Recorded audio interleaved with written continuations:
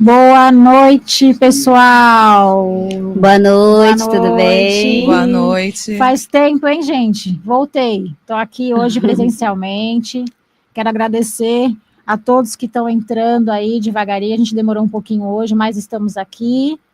Hoje, a nossa amiga Cláudia, parceira, estará online com a gente. Hoje é a vez dela, né, Edi? Hoje é a vez da Cláudia, hoje é a vez da Cláudia, né? Cada compromisso. A gente vai revezando. Uma vez uma fica online, outra vez a outra fica presencial, e assim a gente vai fazendo o nosso maravilhoso podcast.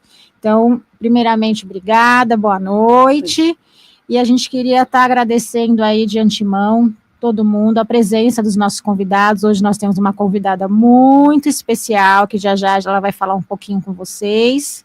E vou começar já a fazer os meus pedidos, como sempre, né, Di? Vamos fazer os pedidos, porque não podemos esquecer, é muito importante. Sobre a nossa rifa de Páscoa, que ela já está quase acabando, graças a Deus, mas ainda faltam 36 números, né? Sim.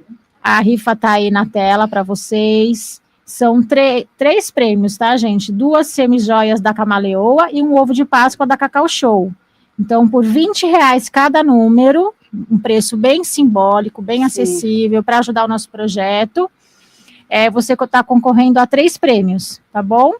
Então, faltam só 36 números. Só chamar a gente no telefone do brechó, pode chamar a gente no particular, no direct, no Instagram, mandar mensagem para a gente, nossos amigos, parceiros, no número particular, enfim. Faltam só 36 números, então faltam pouco. Então a gente espera e conta com a ajuda de todos vocês, e fora que os prêmios são maravilhosos, né? Por R$20, 3 prêmios, gente, baratíssimo. Super vale a pena. Lembrando que o sorteio é no dia 19, né? Dia 19, ao vivo. Ao vivo. E a gente vai estar entregando o nosso presente pessoalmente para quem ganhar, para o nosso grande ganhador, né? Esses prêmios maravilhosos, tá bom? Exato. E eu queria falar um pouquinho também sobre o sucesso da passeata pelo autismo, que aconteceu nesse domingo. Foi maravilhoso. Sim. Né? né, de, assim, como sempre, todo mundo aí pelo autismo, são momentos inesquecíveis, com muitas pessoas passeando aqui pela orla da Praia de Santos. Então, é o momento das famílias, das pessoas, todo mundo se reunir e, mais uma vez, fixar essa bandeira, né, Edi? Sim, e é importante que deu para perceber que a comunidade está participando com compromisso, de fato, acompanhando e tendo esse comprometimento, né, de levar a informação, de divulgar todos os nossos causa. Patrocinadores, todo mundo junto. Sim. Cada vez mais a gente vem ganhando, eu falo que são anjos, né, costumo dizer que não são patrocinadores, né, são anjos, são amigos, são parceiros. Então, são anjos que vêm agregar, que vêm ajudar, que vêm fazer tudo pela gente, né? Cada um dá um pouquinho de amor, porque doar é um ato de amor, doar é um carinho, Sim. né? Doar o seu tempo, sem cobrar nada, que seja só pela companhia, que seja só por participar, que seja por dar uma palavra. Então, isso é o mais importante, isso é um trabalho voluntário, né? E agradecer o desempenho da nossa maravilhosa, lindíssima Giovana Novaes, nossa Miss Santos.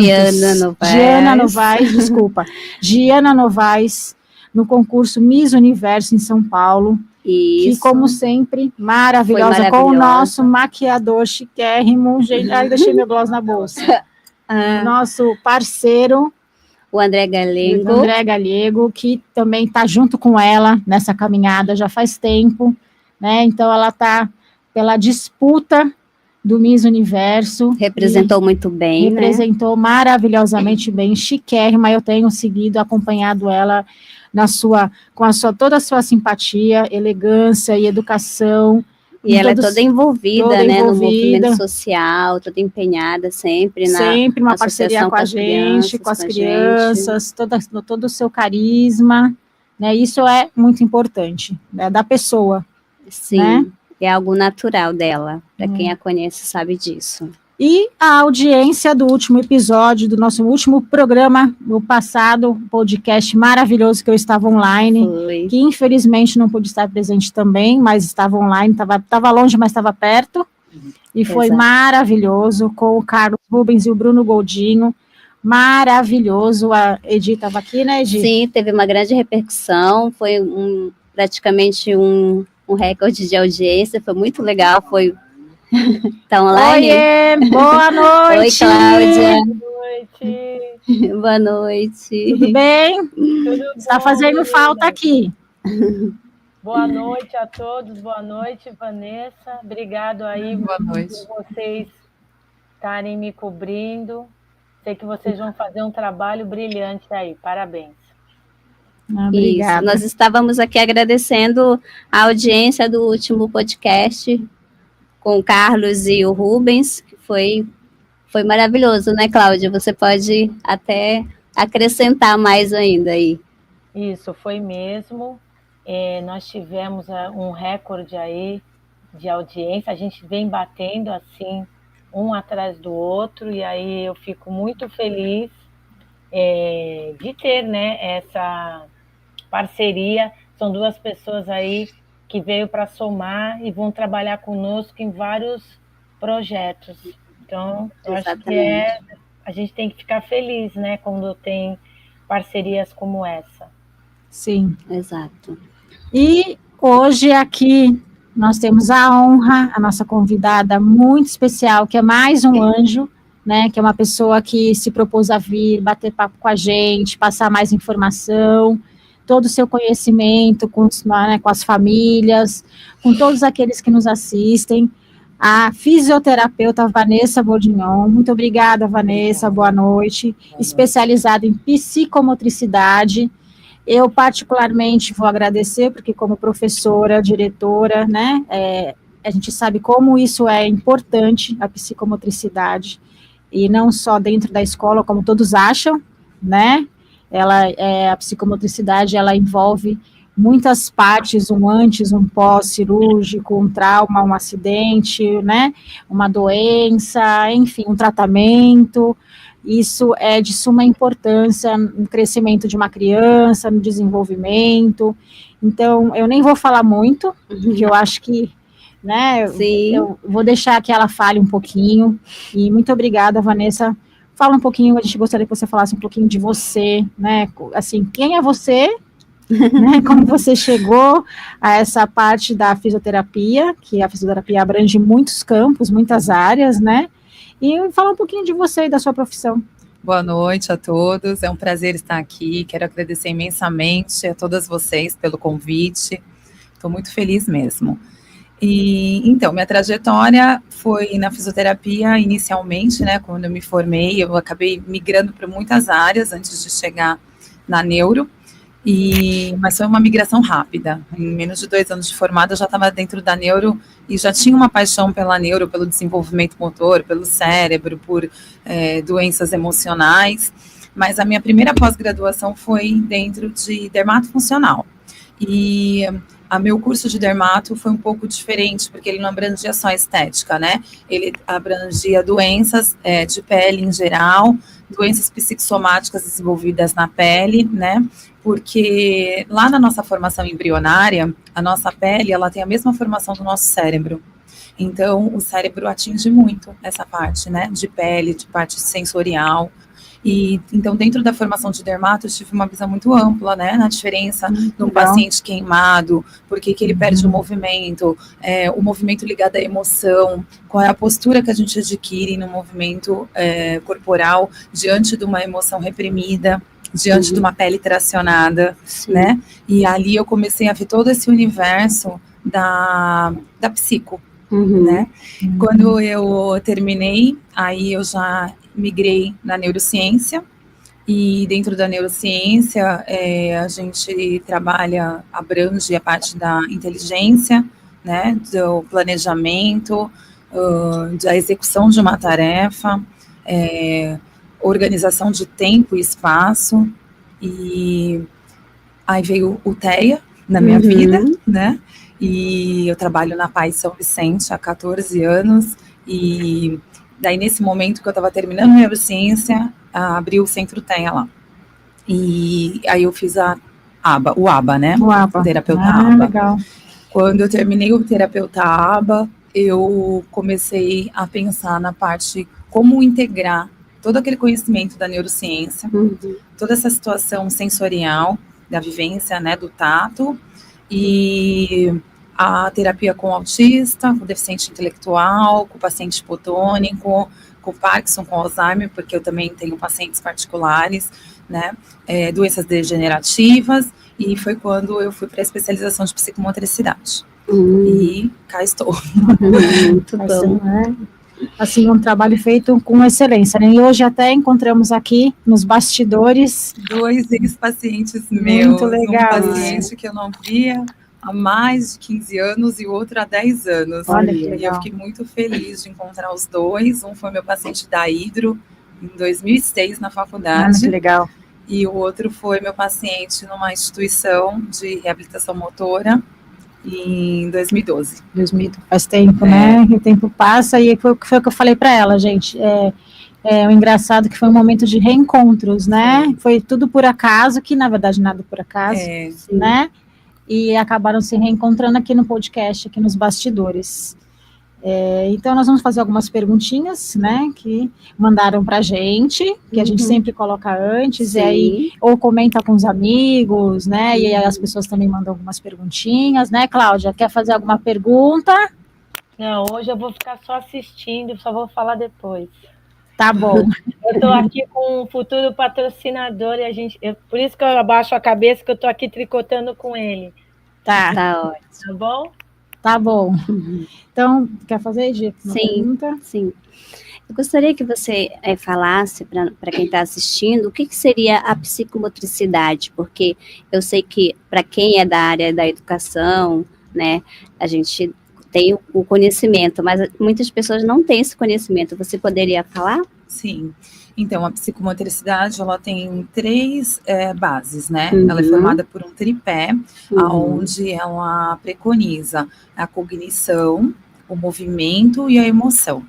Então, cada item desse, ele tem uma região no cérebro, onde executa uma tarefa. né? Então, quando a gente fala de emoção, a gente fala lá do sistema límbico, onde trabalha a expressão facial, quando você se assusta, você levanta a sobrancelha, né? Quando tá triste, faz cara de choro, né? Então, isso tudo é o emocional, né? Como a gente se expressa na emoção.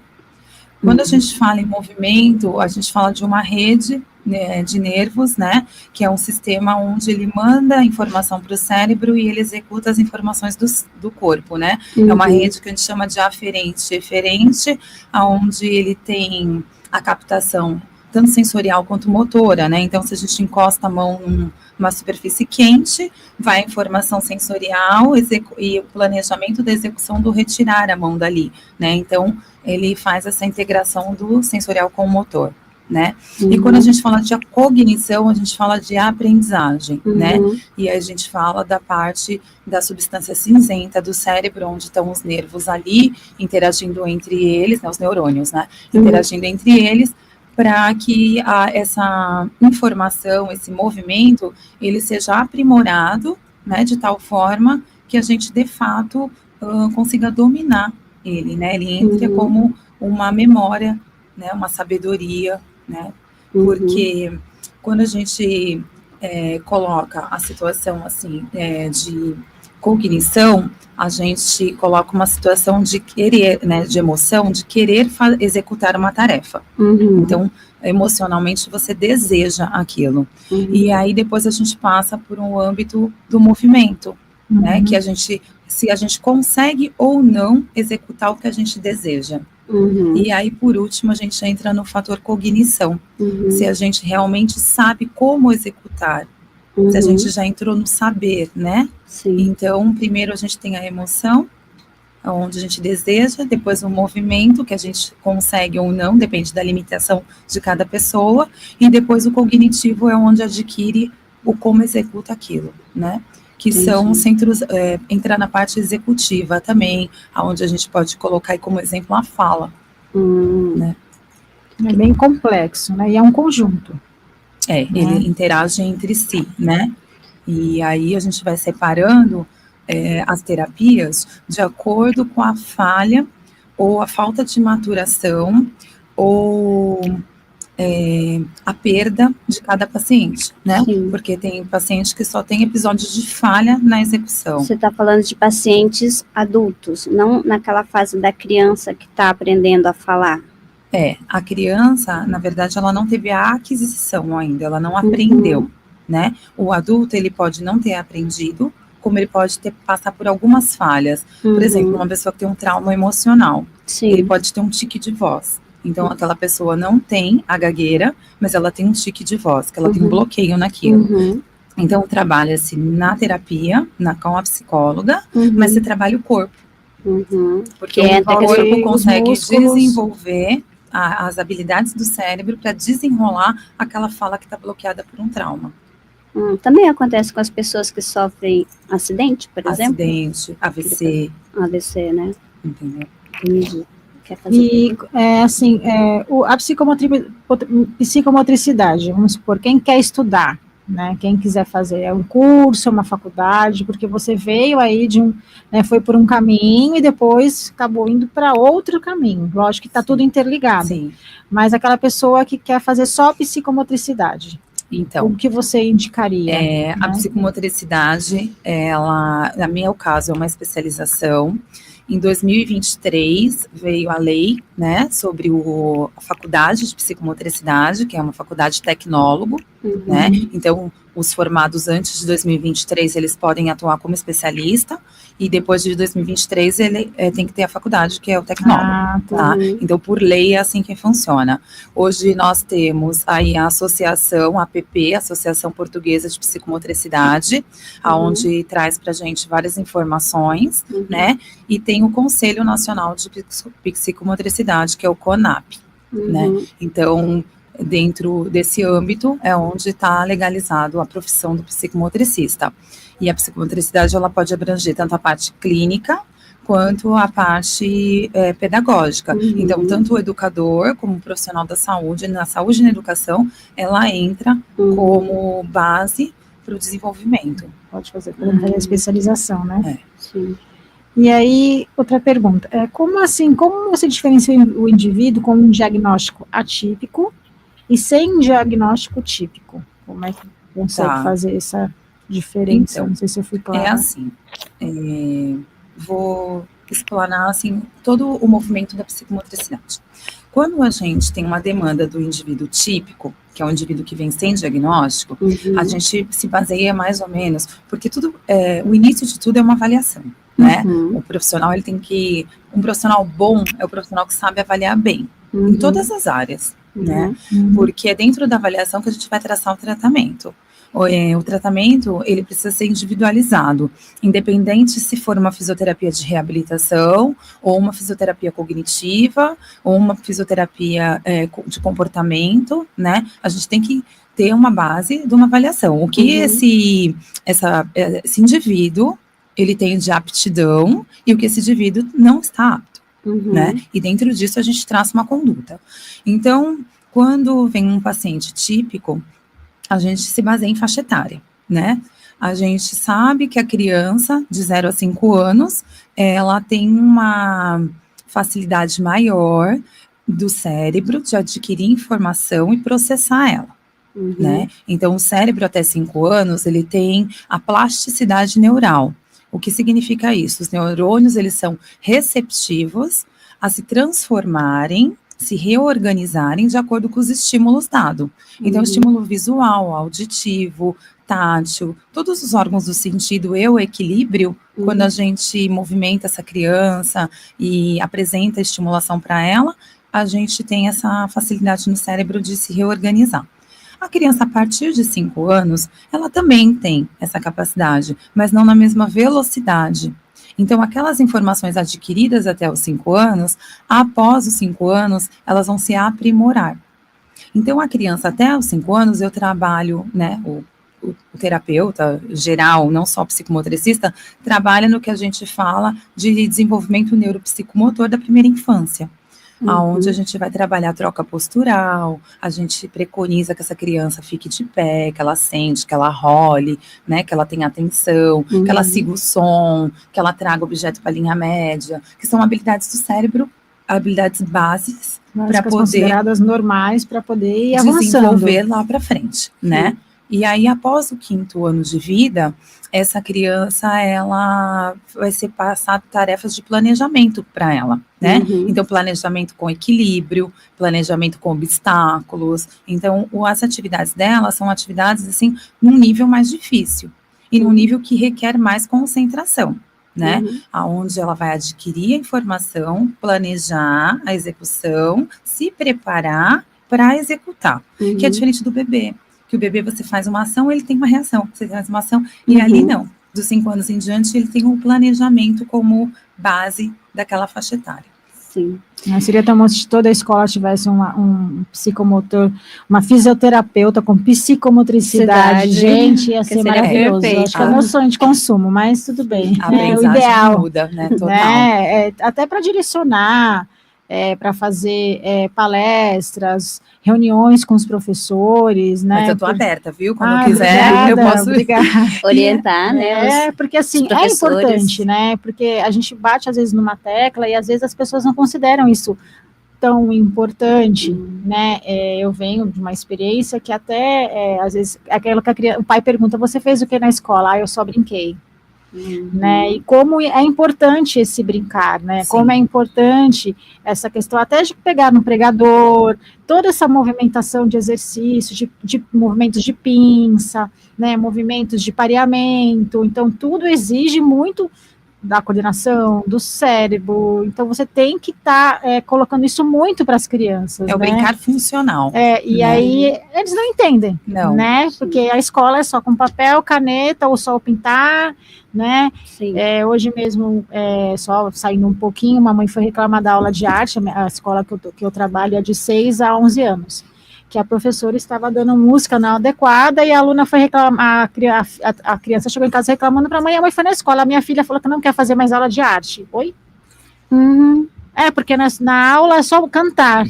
Não é só cantar. E ela quer pintar, ela não quer mais fazer. Eu falei, não, existe, não quer mais, né? Existe os componentes curriculares, e a arte, ela não está só na arte do pintar, né? Existe não tudo a porquê, música né? é arte, né? Para que a gente transforme um adulto com autonomia, com poder de escolha, com poder de conhecimento. Então, assim, os pais, eles têm que estar, apesar da internet estar dando tanta informação, ainda é muito difícil eles terem esse olhar, né? E aí, no caso da educação infantil, entra muito essa questão da psicomotricidade. Sim. Porque o brincar, né, ele não vem como importância, né? Ela vai na escola para brincar. Não, a criança ela não vai para a escola para brincar, ela vai para exercitar tudo isso que você está falando aqui agora. Por exemplo, a música, né, na arte. A música é arte porque ela traz dentro do cérebro noção espacial e noção temporal. O que seria a noção espacial? Que está dentro da psicomotricidade. Esses dois também são habilidades que a gente, né, desenvolve. E na música a gente desenvolve. Na noção espacial, é o corpo no espaço, né? Então, o que vem para fora, para dentro, para cima, para baixo, o tamanho pequeno, grande, né? Alto, E a noção temporal é o que vem antes, o que vem depois, é o ritmo, né? E aí, quando a gente trabalha essa sequência, a gente trabalha lá a sequência lógica, que lá no pequenininho a gente trabalha que o ovo, a galinha, bota o ovo, ele quebra e sai o pintinho, né? Isso é uma sequência lógica. Quando você lê um livrinho lá com o bebezinho na banheira, aqueles livrinhos de banho, você tem o que ali? Uma sequência lógica. É uma vaquinha que está caminhando, ela come no pasto e depois ela vai descansar. Então, o que é isso? Começo, meio e fim. E por que às vezes lá na adolescência, o adolescente não consegue terminar uma tarefa iniciada? Porque ele não teve formação base de noção espacial, temporal, né? Porque ele está perdido. E aí, quando na faixa etária do adolescente, né, depois dos 11 anos, a gente entra também com um trabalho. Por quê? Porque o adolescente, ele é aquele ser que ele não é nem criança e nem adulto, né? Então, ele tem uma demanda de responsabilidade, mas ele não sabe até o quanto ele pode ter autonomia. E é também uma fase onde muda o tom de voz, o formato corporal e o eixo de equilíbrio. E aí afeta o emocional. E a psicomotricidade trabalha emoção. E daí a gente se depara com muitos adolescentes com posição curvada, flexora. Ou com aquele casaco, touca, gorro, se escondendo. Franja no rosto. As meninas, né? Franja no rosto, tampa o rosto para tirar roupas foto. largas. Né? Roupa larga, né? Isso. Mas por quê? Porque não tem um fator propriocepção, que é a percepção do próprio corpo no espaço. Ali é um movimento que está perdido, né? Ele não se reconhece, ele não sabe se posicionar, tem ansiedade em falar ou medo de falar, se retrai. E aí, quando a gente passa isso para o nível pedagógico, ele tem um déficit na escola, porque o emocional atinge o cognitivo. Com certeza. Né? E ele está demonstrando na parte motora. Né? Então, o terapeuta que consegue visualizar na parte motora isso, ele trabalha na parte motora, as habilidades emocionais que vão interferir no cognitivo. Vanessa, desculpa. Você tem algum... o Di pode passar algum vídeo que você disponibilizou para que o público possa ver um pouco das atividades que você implementa na sua terapia, no caso da fisioterapia, entendeu? Se ele puder passar, enquanto você está falando, eu acho que seria positivo. Sim, foi passado, né, Di? Foi? Já foi passado? O Di já colocou. Então tá eu vou passando. falar, essa paciente, ela tem déficit de equilíbrio, né?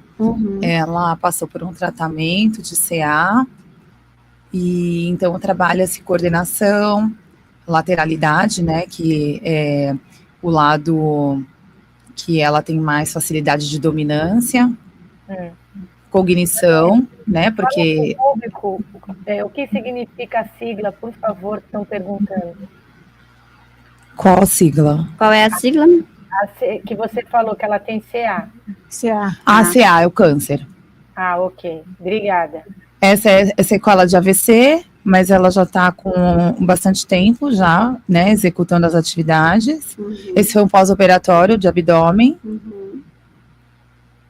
E daí trabalha-se a coordenação, a força, a cognição, né? Aí, nesse caso, ela usa uma caneleira para estabilizar e para ajudar a melhorar a força da coxa, né? Que é a musculatura do quadríceps. Então, quando levanta a perna, já fortalece. Aí, esse meu trabalho com criança, o desenvolvimento motor, as habilidades de equilíbrio, o subir, o descer, o coordenar esse movimento, né? O manter o corpo essa atividade cognitiva, né, de habilidade de planejamento, aí faz o caminho com a pedra, passa o personagem pelo caminho, é uma criança TEA, ela tem dificuldade de concentração. Aí a gente também trabalha equilíbrio, fortalecimento de tornozelo, mudança de eixo gravitacional, é uma criança hipotônica, síndrome de Down.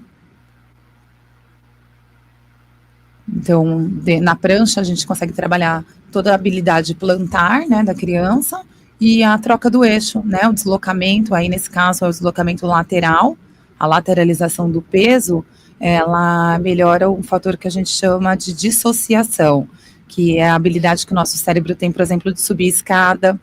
Quando a gente anda, a gente põe a perna direita para frente e a mão esquerda.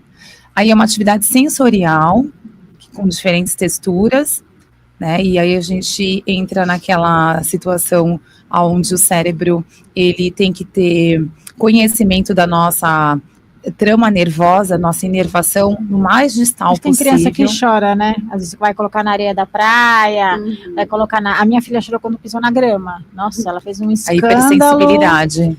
E era grama, nossa, ela parecia, eu tive que tirar ela, porque o primeiro impacto, o primeiro contato foi impactante, mas depois teve que ir indo aos pouquinhos, e aí foi. Vai assimilando, né? Isso. A textura é diferente, né? E aí a diferença das texturas, tanto no plantar, né? Eu trabalho muito plantar, porque é a região mais distal, né? E aí acaba que o nosso desenvolvimento neurológico, ele encadeia, né? Porque o que é neurologia? Neurologia se chama neurologia porque é nervo longo, né? Sim. Então, lá no século XIX, quando foi descrita a neurologia, né, por Thomas Williams, um inglês, que deu origem à neurologia, então ele veio para esse princípio, que era o nervo longo, que na verdade é a nossa medula, né, que ele descreveu o cérebro e a nossa medula. E depois é um francês, que foi começar a escrever e desenvolver em 1920 a psicomotricidade. Foi a primeira vez que foi falado sobre psicomotricidade, foi em 1920 na França, por Dupré e Charcot, que são dois médicos franceses, psiquiatra e neurologista, que eles começaram a ver que o cérebro ele ganhava habilidade conforme o corpo se movimentava. Então a psicomotricidade surgiu nesse período? Nesse período, ela é bem antiga, em 1920. E eu queria aproveitar esse nicho para perguntar para você, porque a gente está falando sobre a parte já da psicomotricidade. Quando o paciente chega até você, ele já passou por outros especialistas, por outras... Tem um caminho para chegar até o psicomotricista? Normalmente quando o paciente chega para mim, ele vem como reabilitação. Eu pergunto porque às vezes a pessoa está assistindo, ela não... para ela compreender que existe todo um processo, né? Sim. Que às vezes tem a pessoa... porque às vezes tem a maioria até acha que tem o conhecimento da terapia ocupacional, somente, né? E aí fica paralisado aí. Não, existem outras terapias, né? Outras possibilidades, né? A terapia ocupacional,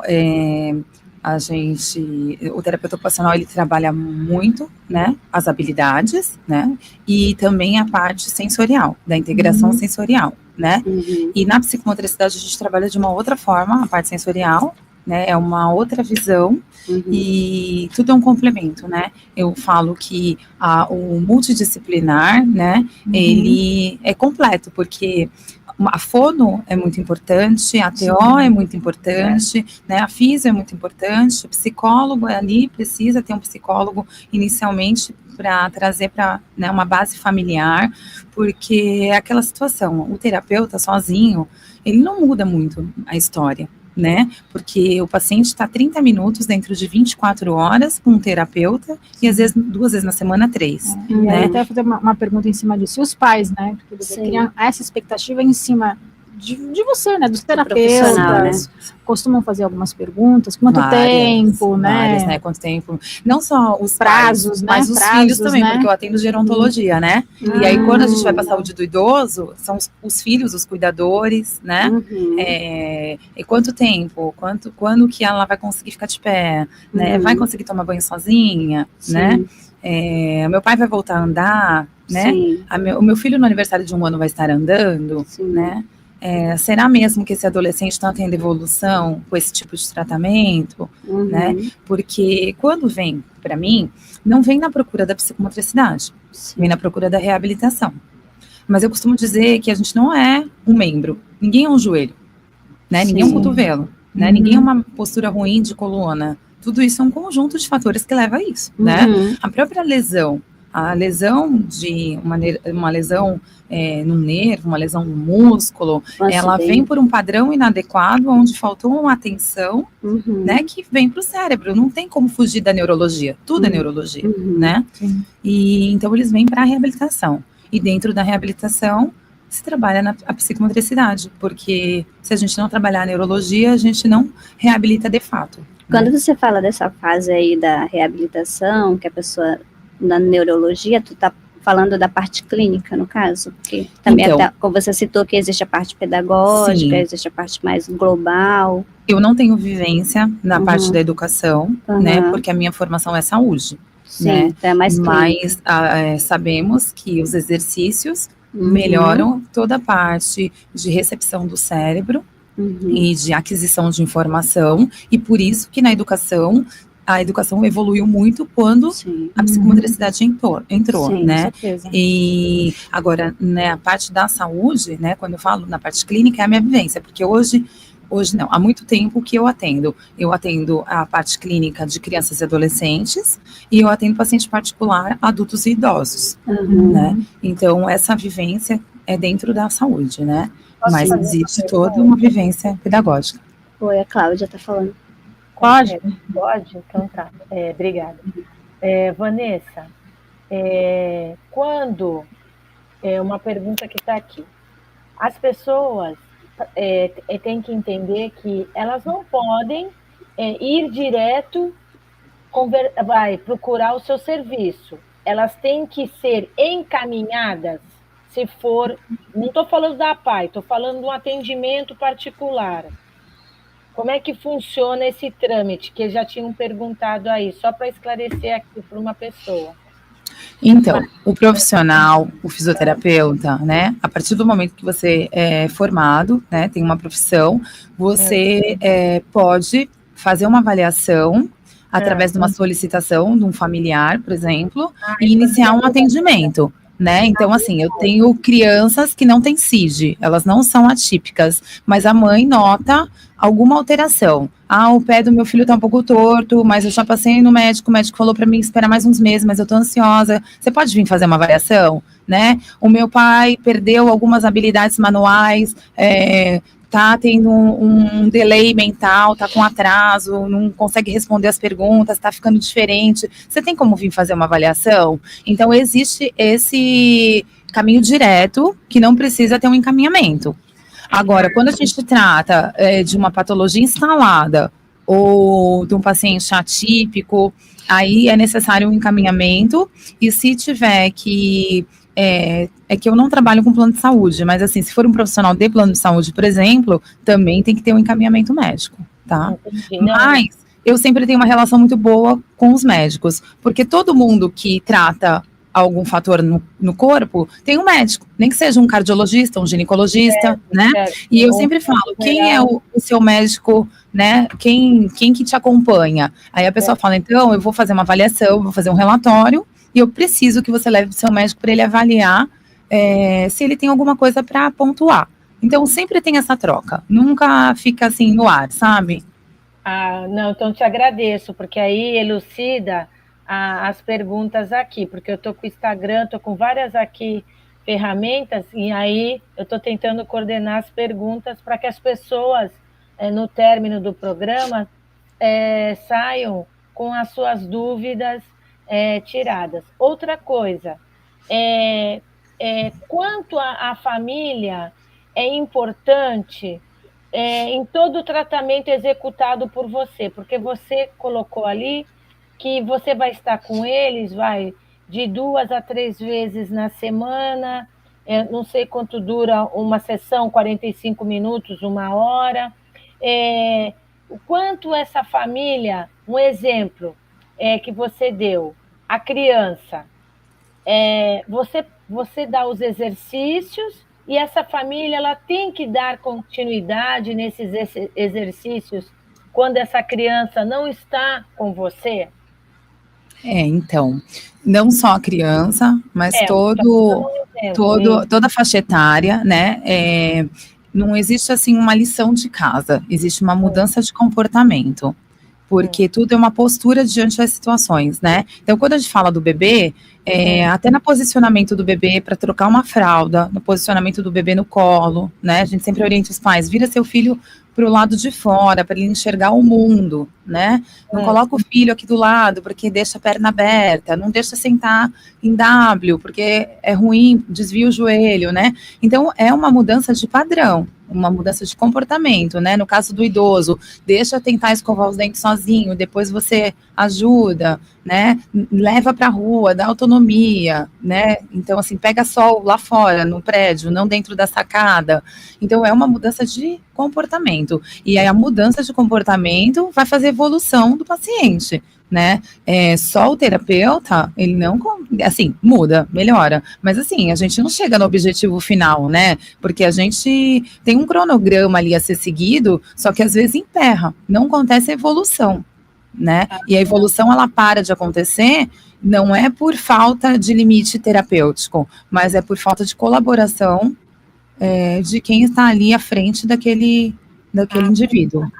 Então, eu agradeço, por causa que é importante, né, as pessoas saberem que o resultado positivo que elas tanto, você falou, elas já chegam já cobrando antes de começar as sessões, não vai só depender de você profissional, é de um conjunto equacionado, né? Você, a pessoa que está, o paciente e as pessoas ao seu redor, que é a família. Obrigada. Menina, Obrigada. Pode continuar, tirei minhas dúvidas. Obrigada. Pode ir continuando. Vamos falar sobre os comentários? Então, aqui tem algumas pessoas que estão participando, falando da Vanessa. Tem a Rita, que falou que você é a melhor físio do país. Muito obrigada.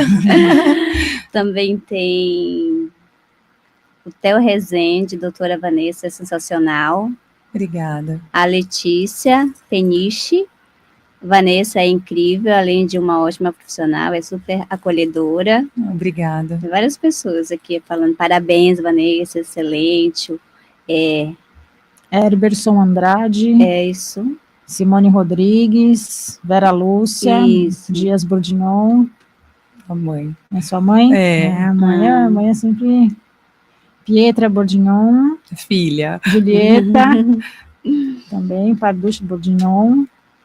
A família toda tá lá. Jailza Correia, Luciana Souza, Alessandra Espécie, Ariane Xavier, bastante gente. Sim. 30 pessoas online. 30 pessoas Obrigada. Online. Que maravilha. Agradecer a todos que estão online pela participação. É sempre uma honra tê-los acompanhando o podcast, né, Camila? Sim.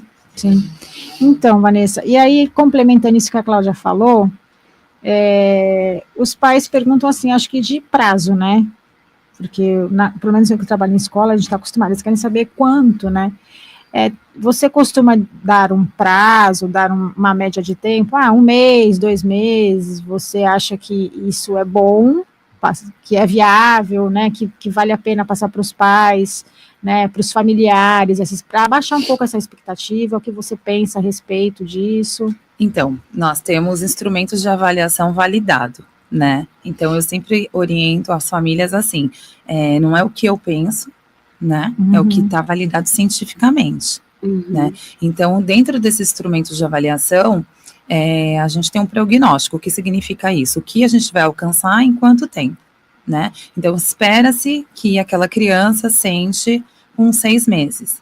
Então, até 6 meses, se ele tiver problema de tônus, 8 meses, a gente tem que estar ali sabendo que aquela criança vai sentar, né? Então, as perguntas, as expectativas, elas são sempre numa margem, assim, muito longa, né? Todo mundo quer lá o resultado final, né? E é natural isso. Eu queria saber se em um mês, né, vai conseguir. E às vezes demora mais, né? E aí, da situação, às vezes demora mais, às vezes demora menos, né? Eu lembro, assim, eu tenho uma paciente pontualmente, Isabela, que quando ela chegou, ela tinha um sobrepeso e bebê de 8 meses, e muito, assim, sem habilidades, não sentava, e aí, de repente, né, a gente tinha um prognóstico dessa criança andar com 2 anos. Com 1 ano e 2 meses, a criança andou, né? Então, assim, existe também essa resposta, né? Então, a gente tem, é um organismo, cada um funciona de um jeito. Eu posso fazer uma cirurgia, você fazer a mesma cirurgia, a gente tem a mesma condição clínica, e a cicatrização de uma é diferente da outra, né? Existe o tempo do indivíduo, isso tem que ser respeitado, né? E a gente, assim, valorizar os ganhos, porque às vezes o ganho não foi motor, né? Porque o fisioterapeuta, ele tem essa cobrança motora, né? Minha filha vai andar, a minha mãe vai conseguir ficar de pé, mas a gente tem que ver quanto que foi esse percurso foi bom na parte de habilidade, na parte de fortalecimento emocional, né? E entrando nisso, hoje, a psicomotricidade gerontológica, ela abrange muito. Você pega aí um idoso que não tem atividade motora e um idoso que faz uma atividade física, não precisa nem ser psicomotricidade, e ele tem uma diferença enorme no declínio. Né, as perdas são muito menores, porque ele consegue passar um obstáculo, ele consegue virar o corpo, né? Eu costumo dizer que dentro de tudo que eu estudei, o nosso movimento, ele envelhece mais rápido do que a nossa pele. Quando a gente tem um traço na pele, quando a gente já tem uma ruga, né, a gente já tem, muito antes disso, um movimento que está engessado. Ai, que horror. Né? É verdade. E o nosso movimento, aí não sou eu que falo, a literatura, né? Ele é a nossa primeira forma de expressão, é a primeira forma de comunicação. Lá, quando a gente nasce, a primeira comunicação nossa é através do movimento, é através da mímica facial, né? Então, e das expressões corporais, né? Até tem um teste do bebê recém-nascido, que se chama teste de Apgar, que ele vê a movimentação corporal da criança, entre temperatura, coloração e outros fatores, mas quanto essa criança se movimenta e quanto ela se expressa, né? Se ela tem um choro, né? Como é que é esse choro? E aí ele gradua o cognitivo da criança, né? Então, a nossa primeira forma de comunicação é a expressão corporal, é o movimento, e nosso movimento é o primeiro que envelhece. Antes de nós termos um envelhecimento da nossa pele, a gente já tem envelhecimento do nosso movimento. Que interessante. E Vanessa, nesse nicho sobre o TEA, você tem alguma experiência para mencionar que você já conviveu com paciente com TEA? Sim, várias. Então, se você puder o TEA, a gente tem aí bastante situações envolvidas a parte sensorial, né? E aí acaba que essa parte sensorial mais sensível, ela traz um comportamento mais rígido, né, uma intolerância à frustração maior, né? E aí não consegue se adaptar algumas vezes a um meio ou algo que é ali ofertado. Existe uma diferença entre, por exemplo, a criança e o adulto? TEA, você diz? Que, por exemplo, que tem essa dificuldade de...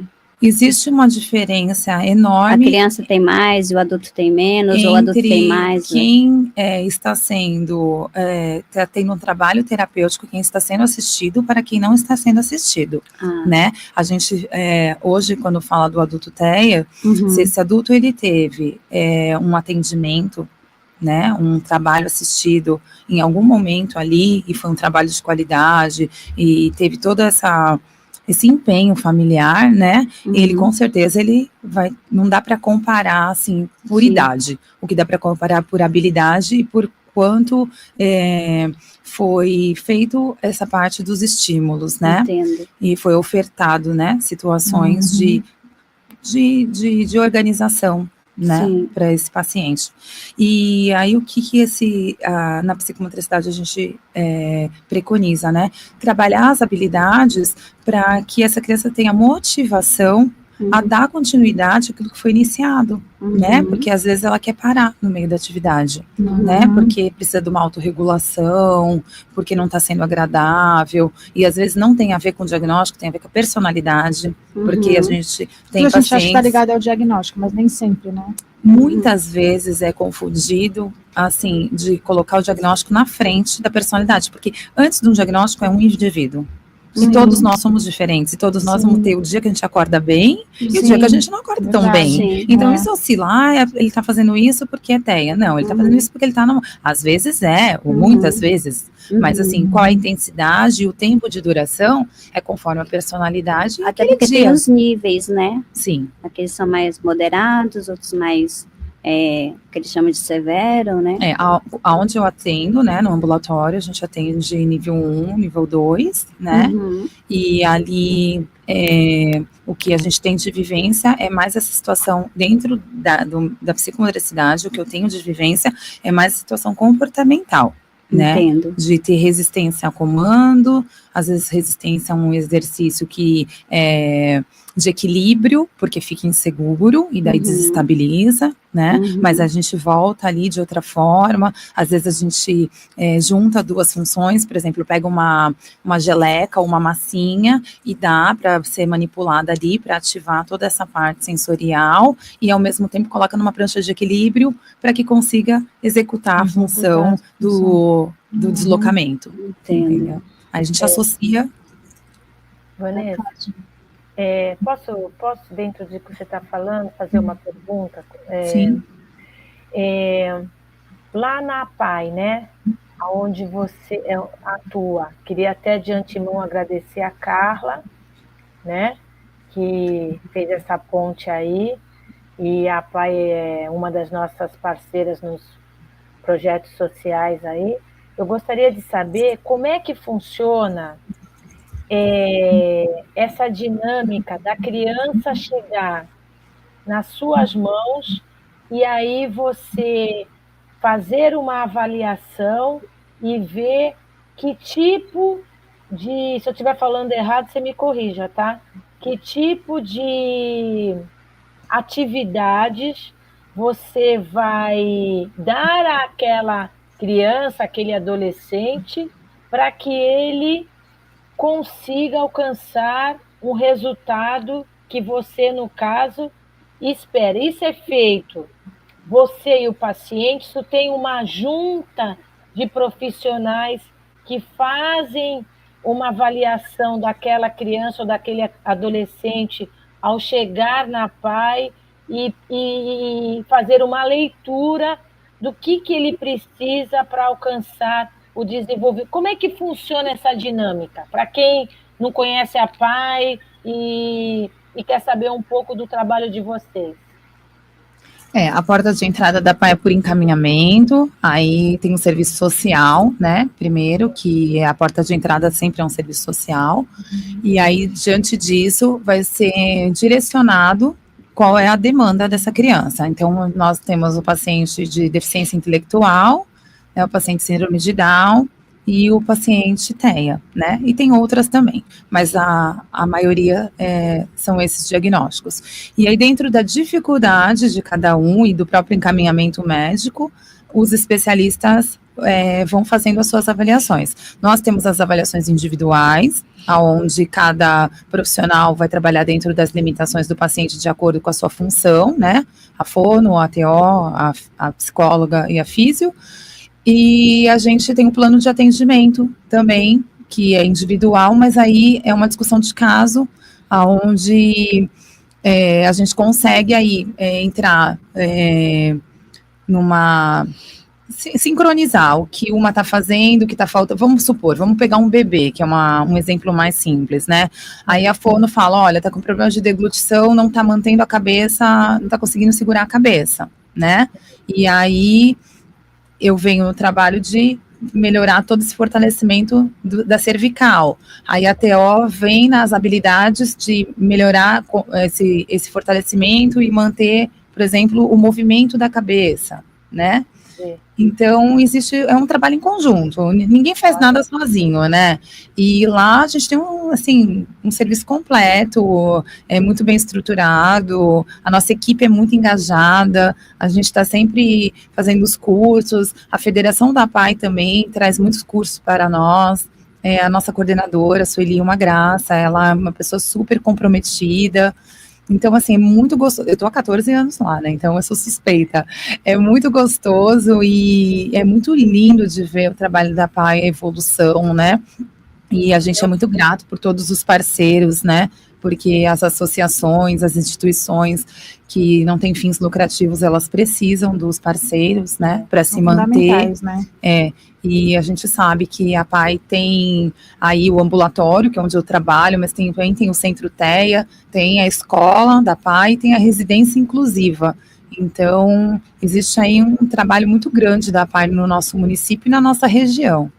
Eu pergunto, Vanessa, eu fiz essa pergunta para que você pudesse fazer essa explanação, para que as pessoas que estão nos bastidores, que estão fora, entendam essa dinâmica e valorizem profissionais como você, né? Então, é muito importante que esta mãe, ao colocar esse filho, ou, como você falou, empresas ou o governo, vejam todo o trabalho que vocês fazem com essas pessoas, porque quanto mais visibilidade, mais investimento na mão de obra humana, que são vocês, né? Nas instalações, que vai resultar em quê?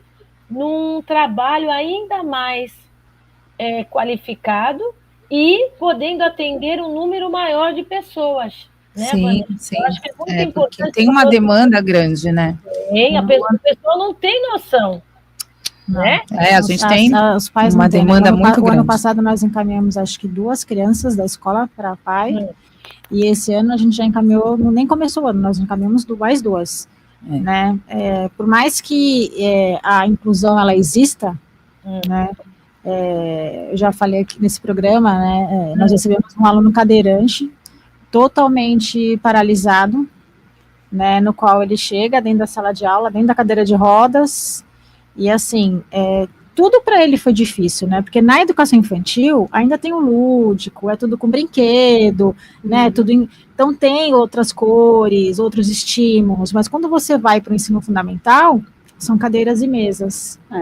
Né? Então, assim, infelizmente foi uma experiência não muito agradável para ele, para nós também, né? Mas tudo é aprendizado, né? Uma mãe maravilhosa, participativa, né, super parceira também, e ela falou, não, meu filho não pode ficar aqui, né, porque ele gosta de colo, a gente não tem colo, né, porque é uma professora para 30 alunos na sala, desses 30 tem mais os TEAs, tem outras crianças, por sala uma média de 3, 4 alunos especiais, né, e os outros também, né, os de primeiro ano que estão vindo da educação infantil junto com ele, todo mundo vai querer colo, sim, né, e ele, né, no barulho dele, do jeitinho dele, chorou, né, então ela falou, não, ele vai ficar em casa, até que nós chamamos a mãe com os especialistas da unidade, e encaminhamos ele para a PAI, e ela concordou com isso, porque a escola normal ali não tinha tudo que ele precisava, né, uma fisioterapia, né? Tinha que trocar a fralda, como que a gente ia trocar, tinha que mexer nele, porque ele era totalmente,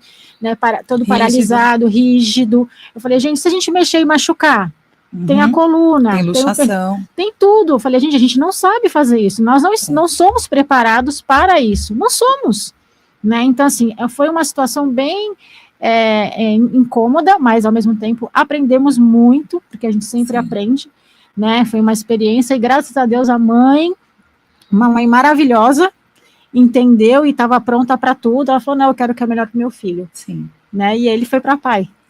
É onde... muito interessante, né, seu relato, porque assim, né, o que a gente às vezes nota, o paciente, o aluno, né, no caso é aluno, né, ele, às vezes ele tá num lugar que não é o lugar dele, ele não tá familiarizado ali, né, e ele não se encontra ali. E quando eu falo isso, eu não falo só de um paciente atípico, não. Eu falo do indivíduo, né? Sim. Enquanto a gente não se encontra no lugar e não acha nossa posição ali, né? Nossa percepção espacial ali, a gente não tem condição de aprender. Porque a nossa emoção está fechada. Sim. Que é o que o adolescente muitas vezes passa, né? Sim. E o paciente, o indivíduo atípico também. E aí, quando o seu emocional se abre, você abre o seu cognitivo, né? Sim, então, o que a gente visualiza às vezes? Crianças que chegam ali na PAI, que veio do ensino regular, e que já estava parado na sua aprendizagem, não tinha mais evolução pedagógica, e ali começa a ganhar as habilidades. Né? Por quê? Porque são professoras de educação especial, né? Porque existe todo um contexto ali voltado para aquele público. E aí você começa a ver que não só habilidades pedagógicas, mas habilidades motoras, cognitiva, e aí existe toda uma outra descoberta. Aí você no início vê talvez lá aquela atividade na quadra e aquele adolescente num canto ou aquela criança num canto, e dali um mês, 2, ele já está ali no meio da atividade motora, ele já está jogando bola, já tem amigos, né? Está socializando. É sobre isso. E aí evolui. E aí, quando a gente vê assim, né? Agora eles tiveram os jogos, né? Quantos não sabiam que tinham habilidades para jogos? E daí foi desenvolvida a habilidade a partir do momento que o emocional dele estava forte e ele acreditava nele. Né? Porque enquanto o nosso emocional está fragilizado, a gente não consegue ter um crescimento pessoal, cognitivo e nem descobrir, né, as nossas habilidades. Um autodesenvolvimento, né? É bem isso mesmo. É muito importante. Bom, gente, a Cláudia vai fazer mais pergunta. Eu ia falar, tá acabando o nosso tempo. Tá sem som, Cláudia. Tá sem som. Voltou? Já deu tempo de? Já. Então, esse negócio da emoção, ele é tão, assim, importante que a gente vê, vou dar um outro exemplo fora do que vocês falaram, no esporte, né?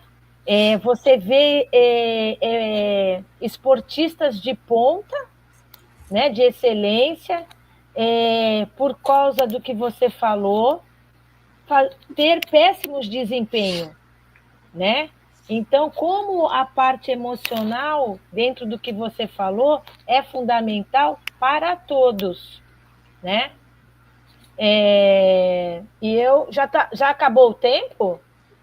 Já. Então, deixa só para terminar. Quando vocês forem falar as considerações finais, pede para o Di passar as fotos, tanto da parte do atendimento com área marcada e que tem imagens aí. E aí antes de vocês finalizar, eu já vou me despedir aqui. Vanessa, eu gostaria de agradecer imensamente e fazer um convite a você pela demanda de você retornar para abordar outro assunto, o pessoal está pedindo, que seja tão pertinente como esse que você colocou em pauta. Se você aceitar, o programa vai agradecer muito, porque através da sua elucidação, muitas pessoas aqui estão agradecendo de regiões aí distantes. Então, eu que agradeço, aceito sim, é um prazer estar aqui com vocês. É muito importante a gente trazer informação, né? A informação, ela não pode ser contida, ela tem que ser dividida, multiplicada. Exatamente. Então, gente, vamos encerrando. Vamos para a fase final. Obrigada. Vamos encerrando por aqui, Vanessa. Muito obrigada. Agora a Edilene vai falar um pouquinho. Você quer deixar algum recado para todos? Não, eu estou aberta. Você tem Instagram? Eu deixo meu Instagram à disposição, né? E as pessoas que quiserem fazer perguntas, pode fazer pelo Instagram mesmo. Pelo Instagram, né, gente? Se ela também, né, demorar para responder, né? Todo mundo sabe que todo mundo tem a vida corrida, né? Ela trabalha bastante, né? Então, se ela está abrindo, é porque podem chamá-la, Sim, né? sim. E nós somos gratas por essa parceria, que é aquilo que eu falei no começo, né? Mais um anjo passando aqui, né? Nesses momentos maravilhosos, que são todos que passam por aqui, são anjos, né? Então, muito obrigada por tudo. Hoje foi, assim, sensacional. E com certeza precisa voltar mais vezes. Eu agradeço muito. Muito obrigada, viu, Vanessa? Obrigada. Imagina. A Edilene vai falar um pouquinho agora do nosso brechó itinerante. Então, boa noite, pessoal. Atendimento com hora marcada. Agora é a hora de falar sobre o atendimento por hora marcada lá no brechó. Gente, o brechó de Helena, ele trabalha com multimarcas, tá? Roupas que são processadas, passada por uma triagem muito selecionada, com a higienização, cada peça é escolhida com muito carinho, são catalogadas, elas só entram no acervo do brechó depois de passar por todo esse processo. São peças realmente de qualidade, tá? E também o brechó de Helena, ele também trabalha com as semijoias, tá? Acessórios, sapatos, e nesse espaço você vai ser muito bem acolhido, bem atendido. Você vai ter o atendimento de fato personalizado, porque você vai ser recebido com carinho e você vai poder escolher a peça que mais te agrada. E nós vamos te atender nesse espaço no tempo que você tiver disponível. Se você puder ir às 19 horas, você vai ser atendido. Se você puder ir apenas um horário do almoço, também você vai ser atendido com muito carinho e atenção, tá? Um atendimento especial para você. E personalizado. Tem um vídeo, pede pro Di passar, tem um vídeo aí com ele. Di, você pode... Não tem vídeo aqui também. Aqui, tem sim. No grupo do podcast. Sim. Tá no grupo o vídeo. Não, ela colocou à tarde. Então, gente, mandei de novo. E o espaço é um espaço muito charmoso, aconchegante, no estilo de ateliê, tá? E também nós estamos procurando parceiros para organizar o brechó itinerante, pessoas que têm interesse em fazer parceria, que possam espaços como um café, loja, galeria, ou um evento que a gente possa fazer a parceria e expor as nossas peças, será sempre um prazer. E nós temos interesse em fazer essas parcerias por toda a Baixada Santista, tá? E se você tiver esse interesse e quiser colaborar e participar, é só nos chamar pelo direct nas redes sociais ou no nosso brechó rede social privada. Desculpe, com hora marcada, gente. Um lugar maravilhoso, chiquérrimo. Olha aí o vídeo, gente, especial para você conhecerem as peças. Pode combinar com uma amiga, pode combinar um café da tarde, um café da manhã. Isso. Um momento para relaxar, para fazer terapia com as amigas, enfim, um lugar bem aconchegante, sem pressa, por isso que a gente chama de hora marcada, porque ele é sem pressa, especialmente para você. Exatamente, tá bom, gente? Camila. E a locação, Camila, de roupas de festa? Agora nós vamos estar trabalhando também com a locação de roupas de festas. Então, você que vai ter um evento, né, um baile da cidade, um baile dos advogados, um casamento, vai ser aniversário. Aniversário. Dentro do nosso brechó, do nosso espaço, nós vamos ter também esses vestidos lindíssimos, tá? Tudo a gente manda lavar antes, tudo arrumadinho, cheirosinho, bonitinho, e a gente vai cobrar a lavagem à parte, né, gente? Porque é uma taxa simbólica, porque tudo a gente precisa de dinheiro, né? A gente, tudo que a gente faz envolve dinheiro, né? Um dia, quem sabe, talvez a gente não precise, né? Mas a gente vai caminhando, né? Nós já temos bastante parceiros, precisamos de mais. Alguns dão o seu tempo, como eu falei no começo, mas a gente precisa do dinheiro, né? É com dinheiro que a gente consegue fazer os eventos, apoiar a Casa Altissa Santos, fazer a festa da Páscoa, fazer a festa para as crianças, dar o curso para as mães no final de ano. Tem os cursos para as mães que nós vamos começar, né, Cláudia? Sim, e são cursos... duas associações. Na APAI e na Autista Santos, na APAI daqui de São Isso. Vicente e na Autista Santos. E na Autista Santos, a gente vai ter um curso novo, que é de alfabetização para adultos. Verdade. Vai ter o curso novo de alfabetização para adultos, é verdade. E assim, gente, são cursos que as mães, enquanto os filhos estão fazendo a terapia, elas estão fazendo o curso. E para fazer o curso, o que precisa? Precisa da matéria-prima, dos objetos, a manicure, precisa ter seu alicate, né? Vai fazer uma maquiagem, ela precisa ter um pincel. Então, tudo isso envolve custo. E o brechó de Helena, ele banca tudo, gente. A mãe não gasta nada. Ela sai do curso com todos os materiais, ela utiliza os materiais, um tricô, um crochê. Então, tudo isso nós damos para as mães. Então, por isso que a ajuda de vocês, ela é fundamental.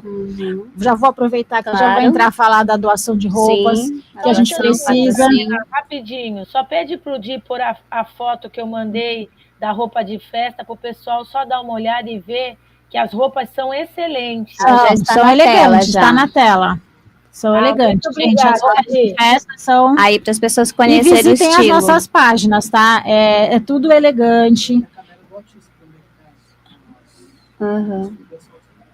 Sim. E aproveitando, como sempre, já vou fazer meus pedidos. Eu sou a tia que pede, né? A moça que pede as doações das roupas.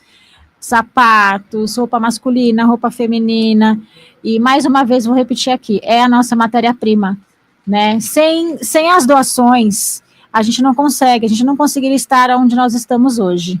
Precisamos de mais, precisamos fazer o nosso brechó itinerante, quem quiser nos ajudar, até doando um local fixo, que a gente possa estar uns dias, a gente está precisando de ajuda.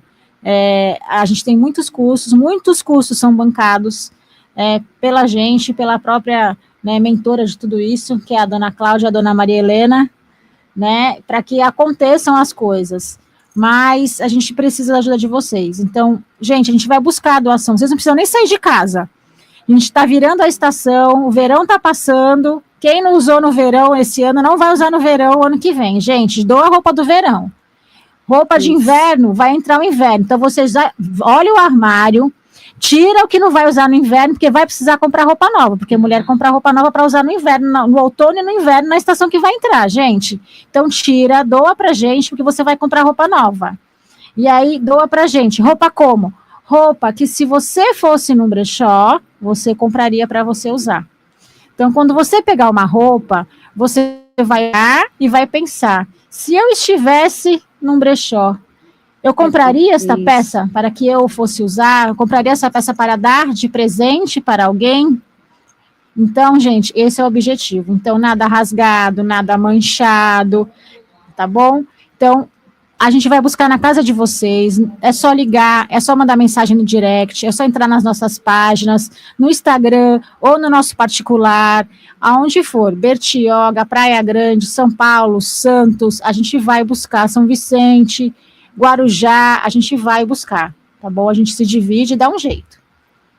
Isso. Dilene? E eu quero falar para vocês que estão assistindo, compartilhar esse podcast, nos ajude a levar a informação cada vez mais longe, curte o canal, as páginas nas redes sociais do Brechó de Helena, do podcast, conheça a página também da Autista Santos, da APAI, e também vou pedir para o Di, na hora que encerrar, ele vai colocar o vídeo da passeata do dia do autismo, as fotos, né, na verdade são as fotos que vai passar, tá, gente, para vocês assistirem e acompanharem, e eu quero agradecer mais uma vez a Vanessa pela presença, muito obrigada, foi maravilhoso você compartilhar o conhecimento com todos, e agradeço a presença de todos. Camila, você pode encerrar. Obrigado, Di. Não esqueçam de seguir no YouTube, inscrever, apertar o sininho,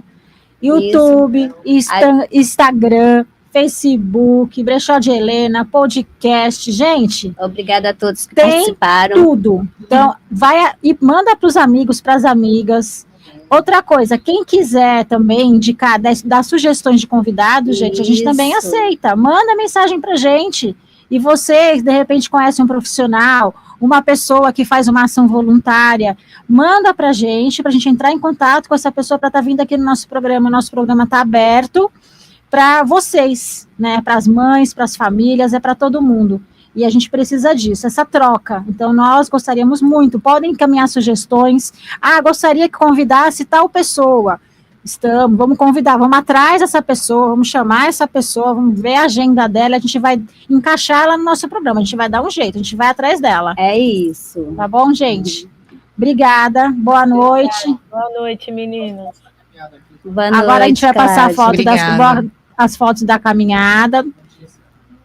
E depois, gente, olha só a quantidade de gente, todo mundo de azul. Que lindo. Isso é bonito de ver, né? Olha lá, cachorros, todo mundo com seus pets. Já pode encerrar. Gente, rapidinho, enquanto passa a imagem, só lembrando e agradecer ao grupo Inclusão para Todos, que foi o organizador dessa caminhada, né? E agradecer a todos os patrocinadores e apoiadores que contribuíram de diversas formas, com as camisetas, com todos os auxílios, os estandes que tinham, tanto no início da caminhada, quanto no término, que foi na Fonte do Sapo, com várias atividades para as crianças e adolescentes. Se não fossem eles, essa caminhada não iria ocorrer, né? Então, agradecer a todas as pessoas que, de diversas formas e maneiras, contribuíram, tá? E eu queria agradecer a Camila Amaral, a Edilene Silva, que fizeram aí um trabalho brilhante. O projeto agradece imensamente. E ao dia, toda a equipe que fica nos bastidores, o nosso muito obrigada. Obrigada, gente. Boa noite e até terça que vem com mais um convidado especial. Um beijo. Boa noite. Deus. Boa noite. Bom descanso, gente. Tchau, tchau.